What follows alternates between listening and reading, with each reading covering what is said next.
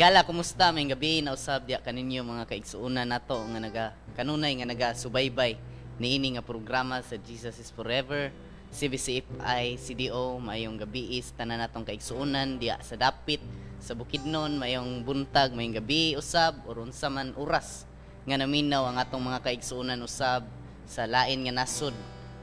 O aniya na pudta mga kaigsuunan, haron magpadayon sa mga buluhaton diya sa tong Ginoo.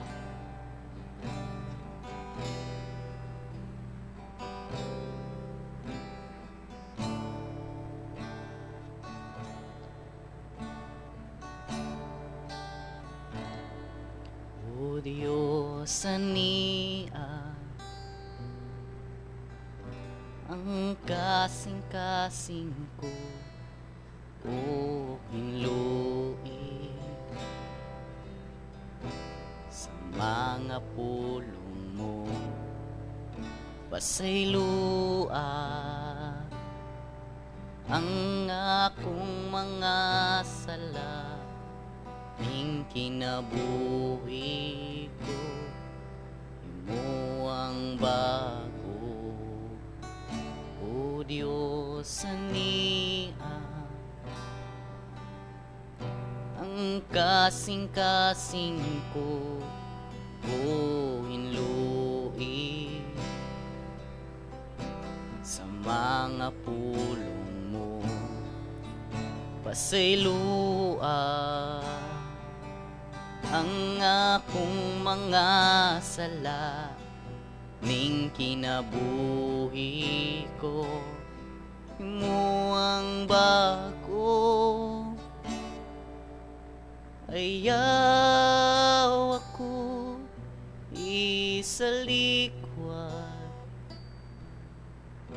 ug ayaw ipailayo ka nako, ang imong Espiritu Santo ihatag ka nako ang kalipay,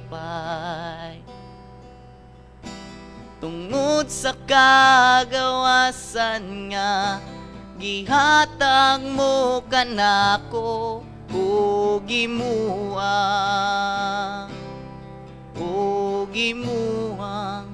masinugtanon kanimo.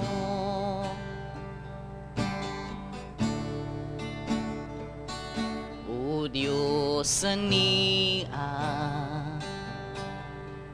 ang kasing-kasing ko o hinluin sa mga pulong mo, pasaylua ang akong mga sala, ning kinabuhi ko imo ang bago. Ayaw ako isalikway, ug ayaw ipailayo ka nako, ang imong Espiritu Santo ihatag ka nako ang kalipay, tungod sa kagawasan nga gihatang mo ka nako. Ayaw ako isalikway,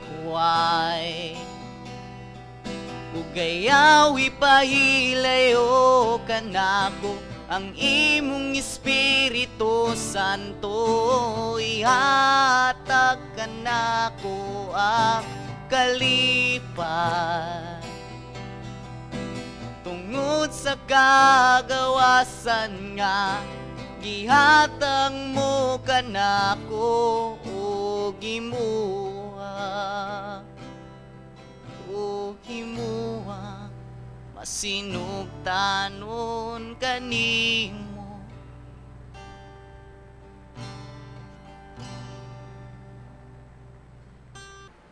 Maayong gabi sa tanan, dalaygon ang Dios sa kinabuhi nato mga igsoon. Ang alagad sa Dios magapareyon sa pagwali, salamat kaayo sa inyong suporta sa pagampo mga kaigsunan sa GSF, Glorious Christian Fellowship. Sa mga kaigsunan po sa intercessors, salamat sa Ginoo sa inyong suporta sa mga ministries sa pagwali sa pulong sa Ginoo, bisag asa, social media, Bible study uban pa. Salamat sa Ginoo sa mga gipanggamit, no. Usap kita mga igsuon nga kanang nagpagamit, and then nagkinahanglan gyapon sa inyong suporta sa pagampo. Ug bisan pa sa Bima, sa Valencia, Malaybalay, salamat sa Ginoo. And then bisan pa this last Sunday, September 28, ato pod nga anniversary sa simbahan. Salamat sa Ginoo mga igsoon. Ang dre sa simbahan na sa Sunuan, Mantibugaw, Manolo Portits, Bukidnon. Salamat sa Ginoo mga igsoon nga ang Dios gyud maayo ug mutagos tanan nga gikinahanglan. Sa akong mga kaigsunan dinhi sa Bohol, salamat sa Ginoo sa inyong suporta, ug bisan pa sa Manila sa pag-support sa mga pagampo, pagsunod sa atong programa, nagapalo mo nga naman tungod kay dili lang ni siya padaghan og audience, kundi mga igsoon Bible study ni, no. Bible study ni siya mga igsoon, kung ugaling namo sa need, namo kinahanglan na nakadungog mo sa Bible study, and na left up mo og nadasig og napalig-on ang inyong espirituhanon nga kinabuhi. So salamat sa inyong pagsunod bisan pa sa akong manghod na sa Hawaii o sa mga kaigsunan di sa Hawaii. Salamat sa Ginoo sa inyong suporta sa Malta, sa Saudi ug sa uban pang mga overseas workers. Salamat sa Ginoo. Hallelujah. Naagyud mga followers, mga igsoon gikan sa Malta, gikan sa Saudi, nag-reflect sila, nag-follow, nagsunod sa maong programa ngano tungod kay kaning Bible study ni para sa ilaha, no. Salamat sa Ginoo. Hallelujah. Dalaygon ang Dios mga igsoon sa 91st Psalms School of Ministries, sa tanan mga pastors, mga businessman sa Jug Commercial. Salamat kaayo sa Ginoo nga ang Dios magapanalangin sa tanan natong trabaho, Now, mga igsoon, akong dadon karon nga tema ang pinakamahalagang utos, no? Pinakamahalagang utos. Unsa man ni siya mga igsoon? Pinakamahalagang utos, ang pinakadako nga sugo, Now, makita nato mga igsoon nga naadi ay dako nga sugo ug naapod di ay gamay nga sugo.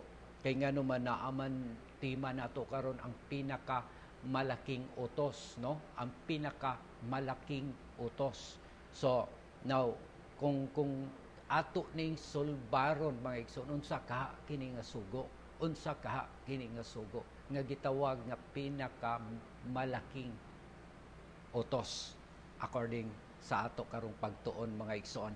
Now, basahon nato mga igsoon diha sa Deuteronomy chapter 10, 12 to 13, no? Nagaingon din mga igsoon sa Deuteronomio og sa chapter 10 to 12 to 13, nagaingon din og karon Israel, unsa ang gikinahanglan niyo ba nga imong Dios kanimo? Kundili ang pagkahadlok kang iyo ba nga imong Dios, ang paglakaw sa tanang mga dalan niya, ug ang paghigugma kaniya, ug ang pag-alagad kang iyo ba nga imong Dios sa bug-os mong kasing-kasing ug sa bug-os mong kalag. 3:6 Ang pagbantay sa mga sugo niyo ba ug sa iyang kabalauran nga akong ginasugo kanimo niining adlaw alang sa imong kaayuhan. Magampo ta. Amahan nga Dios, salamat kaayo ning dapit sa kagabion, share ang imong alagad, maga-encourage, magawali ang imong alagad, gaampo ko nga ang mga hunahuna sa matag usa madinawatanon kasing-kasing mapuyan si mong mensahe. Ug salamat Lord nga maikinabuhi namo Dios ang imong mensahe, because according sa imong pulong sa Galatia 2:20, I am crucified with Christ, nevertheless I live, yet not I, but Christ liveth in me. and the life which now I live in the flesh, I live by the sons of God who love me and gave Himself for me. Salamat Ginoo, salamat sa imong hari sa among mga kinabuhi, ug salamat nga imong gabayan, giyahan, panalanginan ang imong mensahe karon. Dalaygon ka sa ngalan ni Jesus. Amen. Now, nakita nato dinhi mga igsoon according sa ato nga ginabasa nga uluhan ang pinakadako nga sugo. Pinakadako nga sugo. Sa Tagalog is pinakamalaking utos, no? Sa English mga igsoon, the greatest law, no? The greatest law. Now dinhi mga igsoon nag-ingon ang Ginoo, Israel, nag-ingon siya, Israel, unsa ang gikinahanglan niyo ba? Unsa ang gikinahanglan niyo ba nga imong Dios kanimo? So sa kapangutana mga igsoon sa katawhang Israel, ang sulti dinhi mga igsoon nga kahadloki mao ni siya ang pinakadako nga sugo sa Ginoo. Ang word mga igsoon nga pagkahadlok sa Tagalog is paggalang. Sa another word sa Bisaya mga igsoon, pagtahod, no? So mao ni siya ang pinakadako nga sugo sa Ginoo nga gi-implementar sa Dios para kanato, no? Nagaingon dinhi, no, ang pagkahadlok kang yuba, pagkahadlok means paggalang sa Tagalog, sa Bisaya is tahod mga igsoon sa Dios, ug ang paglakaw sa tanan niyang dalan, ug paghigugma kaniya, ug ang pag-alagad kaniya sa bug-os natong kasing-kasing ug sa bug-os natong kalag. Now, ang pagbantay sa mga sugo ni Yoba ug sa iyang kabalauran, kita ginasugo sa Ginoo ni ana nga bantayan nato ang sugo para sa atong kaayuhan. Para sa atong kaayuhan. Dili kaayuhan sa atong silingan, kundi atong kaayuhan, sa personal nato ug sa atong pamilya. Ang pagsugot sa Ginoo mga igsoon, adunay balos. Adunay balos, dili ni siya mo ingunta nga walay panghitabo o walay mahitabo, dili. Makapataas kini sa kinabuhi mga igsoon. Now dinhi ang Unger's Bible, no, nagaingon conditions of blessing in the promised land, no? Adunay gisaad nga panalangin didto sa promised land, no? Nagaingon dinhi mga igsoon na ay kung atong basahon gyud sa sinugdanan sa verse 1 diya sa Deuteronomy chapter 10, na gitawag mga igsoon nga kining false worship had to be overthrown, no? False worship had to be overthrown. Sa verse 1 to 4, ambot pasabot mga igsoon, dili di ay tanan nakasimba sa saktong pagsimba. Dili di ay tanan nga naa sa right way to worship God, no? Ang verse siguro makaingon mo nga asa na siya makita, Brad, asa na siya makita, Pastor? Deuteronomy chapter 10, 1 to 4. No? Adunay false worship, no? Gi-encourage mga igsoon ang katawhan. Isalikway ninyo ang sayop nga pagsimba. Naadi ay sayop nga pagsimba mga igsoon. Now, true worship of the Lord had to be maintained in a central sanctuary which the Lord would choose. So true worship of the Lord had to be maintained in a central sanctuary which the Lord would choose. So Ginoo gihapon ang nagpili igsoon ngano man true worship dapat i-maintain. Tinuod nga pagsimba with the heart, no? With the heart nga pagsimba diya sa Ginoo, ginamintin mga igsoon. Mao na siya ang encouragement. Then 5 to 14, then further warning against idolatrous abomination was given, 15 to 32. So kung basahon lang yun nato ang Bible, bisan ka na lang siyang chapter 10, 1 to 32. Masabtan nato kung unsay tuyo sa Dios. Usa sa pagtahod, mao ang dili pagsupak sa sugo sa Dios. Usa sa pagtahod, mao ang pagsugot sa Dios. Ang pagtahod, mga igsoon sa Dios, mao ang kining dili pagsupak. Yes, no? Dili pagsupak. Dili man matud pa nga perfect ang atong pagpangalagad. Naaman gihapoy kasipiyatan. Usahay masipiyata sa atong gihuna-huna or bisan pa siguro sa atong storya o sa mga binuhatan. Dili man perfect, pero gipaning kamutan nga buhaton nato ang pagtahod sa Dios. Now, kung aduna may kasipiyatan, mga igsoon, kailangan imong una-unaon nga gitahod nimo ang Dios. Unsa may imong buhaton kung ikaw nakasala, nakasupak sa Dios. So kailangan nimo nga hinulsulan ang imong mga sala sa 1 John 1:9. Usa na siya sa pagtahod. Gitahod nimo ang imong Dios, pero aduna nasipyat makasama sa usa ka bata. Ang usa ka bata dili man gihapon perfect nga ginasunod niya ang tanan sugo sa ginikanan. No? Gina-encourage, hallelujah, ni Apostol Pablo diha sa Ephesians 6:1. Children, obey your parents in the Lord, for this is right encouragement. Mo'toy encouragement ni Apostol Pablo ngadtos taga Episo, ngadtos mga bata sa Episo nga managsugot sa ginikanan. Unsa ka di ay ang mga bata sa Episo nganong naamay encouragement, nganong naamay pagdasig. Siguro mga bata sa Episo, mga nagrebelde sa mga ginikanan, no, nagasupak sa ginasugo sa ginikanan. So adunay encouragement, mga igsoon ni Apostol Pablo, mga anak, managsugot kamo sa inyong ginikanan kay mao kini ang sakto.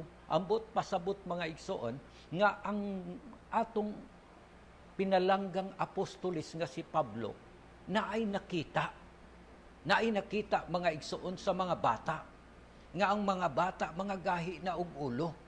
Ang mga bata, mga dili nagatamod sa saktong pagrespeto sa ilang ginikanan. Nakita nato, mga igsoon, ang pagtahod, word pagtahod din bisan na lang sa mga bata ngadto sa ilang mama. Moingon sila sa ilang mama kung buntag, good morning mama. I love you mama. Mo amin. Pag muuli na, mo amin. You know? Or magbiso-biso sa iyang mama, mga igsoon. Usa sa mga pagrespeto sa mga katagbo nato di sa dalan kung naamang gyud tay katagbo.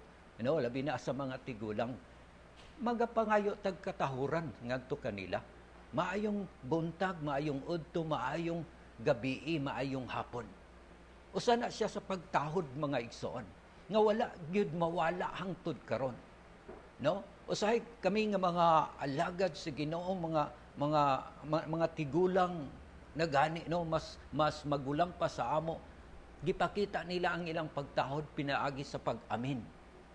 No? Pinaagi sa pag-amin. Kung batan-on man ang alagad, papari man, mapastor man, den tigulang ang membro, obligado gihapon ang tigulang nga mag-amin. Kay mao kana siya ang usa sa mga paagi sa pagtahod. Tungod kay gitahod nimo siya bisag batan-on pa, giamin ka. No, dili tungod kay kining ayharata mo amin kay tigulang sila, kay tigulang na. Dili ang usasana sa way sa pagrespeto ang sa pagtahod ang pag-amin. Okay? So salamat sa Ginoo mga igsoon, matud pa dinhi sa matud pa nga ang Israel, ang katawhang Israel, kanang custom nila sa every family nga ginatudlo ang mensahe sa Dios.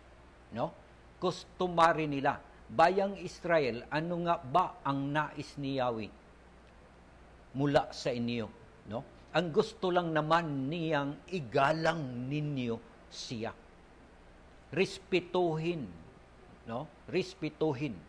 O tahuron, mga igsoon. Sumuo lang na ang gusto. Ito ay hindi lamang sa pag-iwas ng parusa, kundi sa malalim na paggalang at pagkilala ng kaniyang kapangyarihan at kabanalan. Ang pagsunod ng kaniyang mga utos ay nagdadala sa atin ng kaligayahan at pagpapala. Okay? Ang pagsunod sa sugo sa Dios nagdala sa ato mga igsoon og mga panalangin nga spirituhanon, kauswagan, kalinaw, kalipay, mga igsoon. Sumuon na siya ang gidala diha sa pagsunod sa Dios. Daghang tao mga igsoon nga wala kayo nila ilha ang Dios. Wala kayo nila ilha, wala gi-compromise nila ang Dios. Usahay na ay blessings moabot sa ila mawala ra siya. Wala dili bitaw ga permanente. Dili ga permanente. Lahi gitong blessings nga gikan kay Lord kay gauswag kato. Gauswag. It doesn't mean nga kining atong mga negosyante, mga igsuon nga mga kaigsuonan moingon ta nga kana sila duol sa Dios kay naa man poy uban nga mga negosyante maski gani adlaw sa pagsimba di magani makasimba nganuman tungod kay tuwa sa negosyo. O ang uban sa na siguro nag-aasinso na sila nganuman tungod sa ilang konsentrasyon sa ilang business. Pero kung susiyo nato ang ilang espirituhanon, kanang matod pa naapa siguro sa grade 1 or elementary level, espirituhanon. So nakita nato dinhi mga igsoon nga ang Dios nagtudlo sa mga Israelita nga gihimo nilang ritual or customs or ceremony nga always ginabasa ang pulong sa Ginoo before matulog o human sa kadlawon sa pagmata. Ginabasa ang pulong sa Ginoo, ginabalik-balik kini mga igsoon kay dili lang ni siya mga igsoon ang paghibalo sa sugo sa Ginoo sa pag-ikiya sa silot sa Dios. Dili lang na siya. Now, unsa nakaha mga igsoon kung ikaw wala nakabalo, wala nimo tagai og panahon ang pagbasa or pagpaminaw sa mensahe sa Dios, wa gyud ka kabalo nga naa gyud silot. Wa gyud ka kabalo nga naa gyud impierno ug naa gyud langit. Wa gyud ka kabalo ana. Nganong wa lamang ka kabalo ana tungod kay wala man nimo tagaig panahon ang mensahe sa Ginoo. So akong gi-encourage ang matag usa, hatagi og panahon ang Dios. Hatagi og panahon sa pagpaminaw sa mga Bible study. Naidaghang mga alagad sa Ginoo, mga pastors o kinsaman ang gipanggamit sa pag-Bible study, paminaw igsoon kay gansi ka kung wala ka kabalo. Gansi ka igsoon kung wala ka kabalo. Salamat sa Ginoo ang akong gi-encourage sa matag usa nga wala pa nakadawat kay Jesus nga Ginoo manluluwas sa inyong mga kinabuhi. Now this night nining kagabion, ikaw akong giawhag dawata si Jesus nga imong personal nga Ginoo ug manluluwas, labi na kung naa ka sa hospital, naa ka nagsakit, labi na kung naa kay mga balatian, dili man tanan nakatutok ani, pero naata sa YouTube, naata sa social media mga igsoon, pwede nimong matutukan kining mga butanga. So dalaygon ang Dios mga igsoon, sabat sa akong pagampo amahan nga langit nun. Ako karon nagapaubos sa akong kaugalingon ug nagapangayo og pasaylo sa tanan nakong mga kalapasan. Gisugid ko ikaw sa akong baba, nga ikaw Ginoo, ug mituo ako nga ikaw nabanhaw gikas mga minatay. Salamat Lord sa pagluwas mo kanako ug pagpasaylo sa akong mga sala. Karon ako nang itugyan ang akong kinabuhi diya sa imo ug magasunod na ako kanimo. Dalaygon ka sa walay katapusan sa ngalan ni Jesus. Amen. Tanang nagsakit, tanang nagbalatian karon. Ako mag-pray, mag-ampo sa imo sa milagros kayuhan. Amahan nga Dios, salamat na ining dapit sa kagabion. Nagaampo ko Dios, nga ang kanang nagsakit karon nga naa sa ilang balay, naa sa hospital. Nagaampo ko labi na o Dios, Lord God, nga naa sa mga ICU karon, nga gitabang, naglisod og ginhawa, kaning daot nga mga depekto nga mga kidney sa ngalan ni Jesus, depektado nga mga kasing-kasing. Hallelujah, maglisod og ginhawa. Yes, Lord, mayuma man, arthritis, cancer, akong giampo nga hilison, layaon, walaon mo, ug ayuhon mo, o Dios, ang tanang sakit balatian sa ilang mga lawas. Ako karon nagdeklara nga ang imong kamot makaabot ngadto kanila imong milagro, makaayo kanila. So dalaygon ka sa walay katapusan, ang tanan dungog himaya among iuli diya kanimo sa gaman ng ngalan ni Jesus. Amen. So wala antay panahon igsoon, ang ubos niyong alagan magpasalamat padayon sa imong pag-alagad sa Ginoo pagsunod nining mga programa. Dalaygon ng Dios, may gabi sa tanan. Amen.